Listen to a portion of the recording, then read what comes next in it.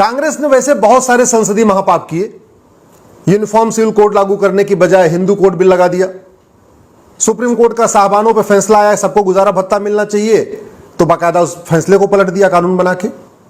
अयोध्या काशी मथुरा की मुक्ति का जब आह्वान किया गया, लोगों ने कहा अयोध्या काशी मथुरा मुक्त करो, तो 1991 में प्लेसेस ऑफ वर्शिप एक्ट बना दिया। हिंदू जैन बौद्ध सिख को आपस में बांटने के लिए और मुस्लिम और क्रिश्चियंस को फायदा पहुंचाने के लिए 1992 में माइनॉरिटी कमीशन एक्ट बना दिया। 1995 में जो सबसे बड़ा पाप किया वो था वक्फ एक्ट, उससे भी पेट नहीं भरा। 2004 में माइनॉरिटी एजुकेशन एक्ट बना दिया। 2010 में देश विरोधी एनजीओज को फंडिंग कराने के लिए एफसीआरए कानून बना दिया। जब राइट टू एजुकेशन एक्ट बना था तो मदरसा और missionary school right to education के दायरे में आते थे। 2012 में कानून बना के मदरसा मिशनरी स्कूल को भी बाहर कर दिया। तो बहुत सारे अनगिनत महापाप किए, लेकिन एक जो सबसे बड़ा महापाप जिसको मैं मानता हूं वो है वक्फ एक्ट। इतना खतरनाक कानून किसी इस्लामिक कंट्री में भी नहीं है। ईरान, इराक और पाकिस्तान, अफगानिस्तान, बांग्लादेश में भी ऐसा कानून नहीं है कि जहां एक वक्फ बोर्ड बना हो और जहां वो उंगली रखे वो जमीन वक्फ की हो जाएगी। इतना खतरनाक कानून, संविधान की धज्जियां उड़ा दिया ये कानून बनाने में। ऐसा वक्फ एक्ट जैसा कानून न हिंदू के लिए है, न जैन के लिए है, न बौद्ध के लिए है, न सिख के लिए है, न पारसी के लिए, न ईसाई के लिए, किसी के लिए नहीं है। केवल एक कम्युनिटी के लिए, मुस्लिम कम्युनिटी के लिए। और इसी कानून का दुरुपयोग करके वक्फ बोर्ड भारत में रेलवे और डिफेंस के बाद सबसे ज्यादा प्रॉपर्टी का मालिक बन गया है। सबसे ज्यादा प्रॉपर्टी इस समय रेलवे और डिफेंस के बाद वक्फ बोर्ड के पास है।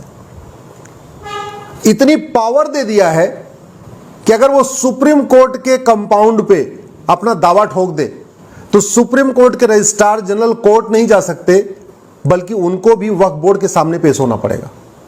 अगर वक्फ बोर्ड राष्ट्रपति भवन का जो मुगल गार्डन था उसको कह दे ये वक्फी प्रॉपर्टी है, तो राष्ट्रपति भवन के अधिकारी कोर्ट नहीं जा सकते उसके नोटिस के खिलाफ, उनको भी वक्फ बोर्ड के सामने पेश होना पड़ेगा।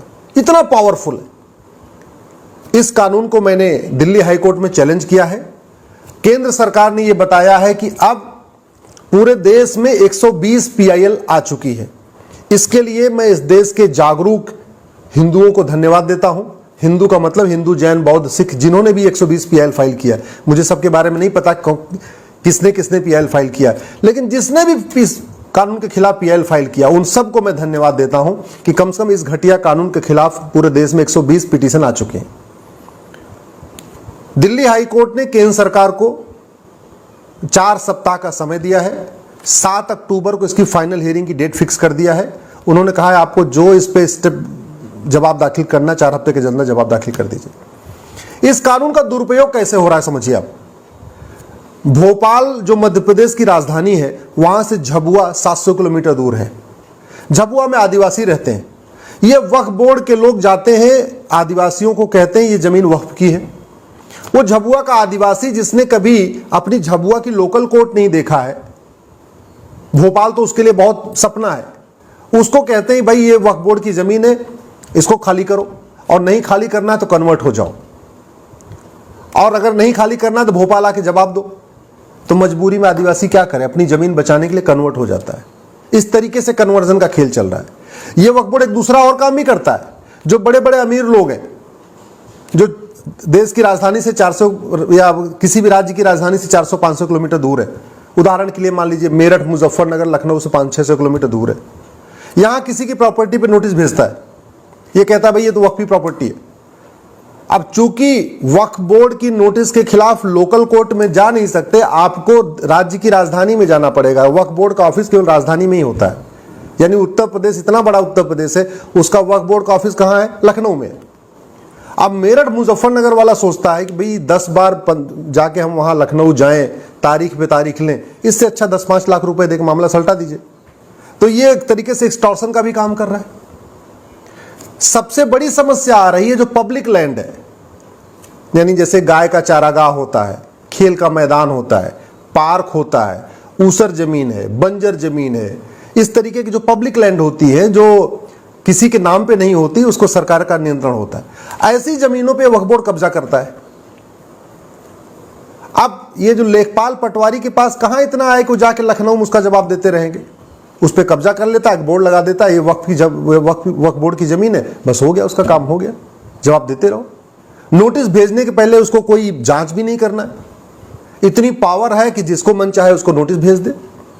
और सबसे बड़ी बात, जो वक्फ बोर्ड में पूरा ट्रिब्यूनल, उसका कॉम्बिनेशन कैसा है?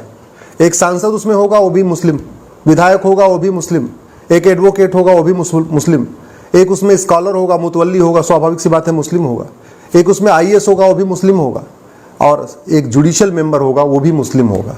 यानी 7 के 7 मेंबर इसके अंदर मुस्लिम होते हैं। सोचिए जरा, ऐसा कानून कांग्रेस ने 1995 में बनाया था। मैं केंद्र सरकार से रिक्वेस्ट करता हूं, इस पे स्टैंड अपना क्लियर करें, इसकी फाइनल हियरिंग हो। जब ये कानून पर डे हिंदू, जैन, बौद्ध, सिख की जमीनों पे कब्जा कर रहा है, इस कानून के जरिए एक्सटॉर्शन हो रहा है, इस वक्फ एक्ट कानून का दुरुपयोग करके धर्मांतरण हो रहा है, इस वक्फ बोर्ड कानून के जरिए एक तरीके से सरकारी जमीनों पे कब्जा हो रहा है। और एक बात और मैं बता दूं, ये वक्फ बोर्ड की जमीनों पे घुसपैठी आके रह रहे हैं।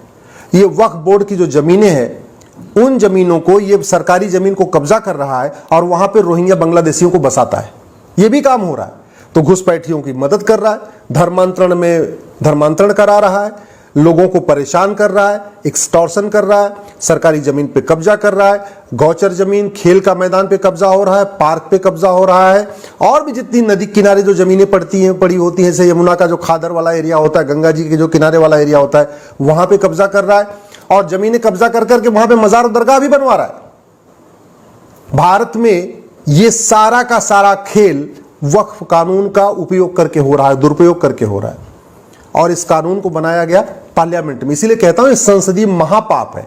संसदीय पाप तो है, 1991 का प्लेसेस ऑफ वर्शिप एक्ट पाप है, 1992 का जो माइनॉरिटी कमीशन एक्ट है पाप है, FCRA पाप है, 2012 में जो कानून बना के मदरसा में मिशनरी स्कूल को बाहर निकाला वो भी पाप है, साबानों का फैसला बदलने के लिए कानून बनाया वो भी पाप है। लेकिन ये वक्फ एक्ट महापाप है, क्योंकि पूरी तरीके से ये भारत के संविधान की धज्जियां उड़ा रहा है। आर्टिकल 14 जो कहता है equality before law, equal protection of law, उसकी धज्जियां उड़ा रहा है। आर्टिकल 15 कहता है जो लोगों में भेदभाव नहीं करना है, वक्फ एक्ट उसकी धज्जियां उड़ा रहा है। आर्टिकल 16 जो कहता है सबको समान अवसर देना है, वक्फ बोर्ड उसकी धज्जियां उड़ा रहा है। आर्टिकल 21 कह रहा है जो राइट टू लाइफ लिबर्टी, ये वक्फ एक्ट उसकी धज्जियां उड़ा रहा है। तो एक तरीके से ये अपने आप में, अच्छा अगर मान लो ये माइनॉरिटी के नाम पे ये एक मान लो ये दलील है कि भाई ठीक है हमने अल्पसंख्यकों के लिए बनाया, तो केवल मुस्लिम ही अल्पसंख्यक हैं क्या भारत में? वक्फ एक्ट जैसा कानून क्रिश्चियंस के लिए नहीं है, वो भी अल्पसंख्यक है। वक्फ एक्ट जैसा कानून जैन के लिए नहीं है, वो भी अल्पसंख्यक है। बौद्धों के लिए वक्फ एक्ट जैसा कानून नहीं है, आखिर बौद्ध भी तो अल्पसंख्यक है। सिख भी अल्पसंख्यक है, लेकिन उनके पास तो वक्फ एक्ट जैसा कानून नहीं है। केवल एक कम्युनिटी, मुस्लिम कम्युनिटी, जो कि भारत की सेकेंड लार्जेस्ट मेजॉरिटी है, माइनॉरिटी है ही नहीं है। पूरी दुनिया में जहां जिसकी संख्या 25 करोड़ होती है वो माइनॉरिटी नहीं कहलाता। अरे माइनॉरिटी तो होता है जो लाख, 2 लाख, 5 लाख, 10 लाख, 20 लाख हो, उसको कहते हैं माइनॉरिटी। भारत में मुस्लिम माइनॉरिटी कैसे हो सकते हैं जिनकी आबादी 25 करोड़ के आसपास हो चुकी है?